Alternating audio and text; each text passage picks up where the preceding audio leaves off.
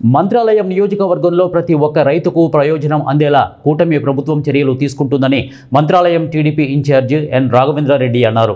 కర్నూలు జిల్లా మంత్రాలయం నియోజకవర్గంలోని కౌతాలంలో కేంద్ర రాష్ట్ర ప్రభుత్వం అమలు చేస్తున్న పీఎం కిసాన్ అన్నదాత సుఖీభవ పథకం 2వ విడత కార్యక్రమంలో మంత్రాలయం టీడీపీ ఇన్ఛార్జి ఎన్ రాఘవేంద్రారెడ్డి హాజరయ్యారు. గత ప్రభుత్వంలో రైతులకు జరగాల్సిన నేరుగా సహాయం పూర్తిగా రాజకీయ ప్రయోజనాల కోసం వాడుకున్నారని అన్నారు. అందుకే ఈసారి కూటమి ప్రభుత్వం యంత్రాంగం కఠినంగా వ్యవహరిస్తూ అర్హత కలిగిన రైతుకు పూర్తి ప్రయోజనం చేకూరేలా చర్యలు తీసుకుంటున్నట్లు వారు తెలిపారు. ఈ కార్యక్రమంలో మంత్రాలయం జనసేన ఇన్ఛార్జి లక్ష్మణ, బీజేపీ ఇన్ఛార్జి విష్ణువర్ధన్ రెడ్డి, మండల పార్టీ అధ్యక్షులు సురేష్ నాయుడు, తహసీల్దార్ రజనీకాంత్ రెడ్డి, అగ్రికల్చర్ ఏవోలు శేషాద్రి, వరప్రసాద్, గణేష్, సుచరిత, సిఐ అశోక్ కుమార్ తదితరులు ఈ కార్యక్రమంలో పాల్గొన్నారు.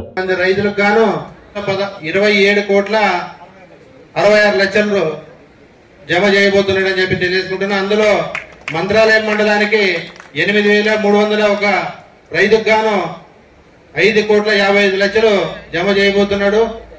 కోసిక మండలానికి సంబంధించి 9,578 మంది రైతులకు గాను 6,30,00,000 జమ చేయబోతున్నాడు. కౌతాలం మండలానికి 14,451 మంది రైతుకు గాను 9,23,00,000 జమ చేయబోతున్నాడు. పెద్ద కడుమూరు మండలానికి సంబంధించి అయితే 9,662 రైతులకు గాను 6,54,00,000 రూపాయలు కూడా జమ చేయబోతున్నాడు మన ముఖ్యమంత్రి గారు, కూటమి ప్రభుత్వం అని చెప్పి తెలియజేసుకుంటున్నా. గత ప్రభుత్వంలో రైతుల పేరు మీద ప్రచారమే తప్ప ఆచరణ లేదు.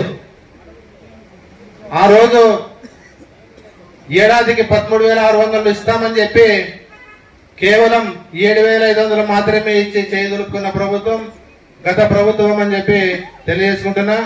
5 ఏళ్లలో ఒక్క రైతుకి 30,000 రూపాయలు కూడా ఆ రోజు నష్టం కూడా చేకూర్చడం జరిగింది.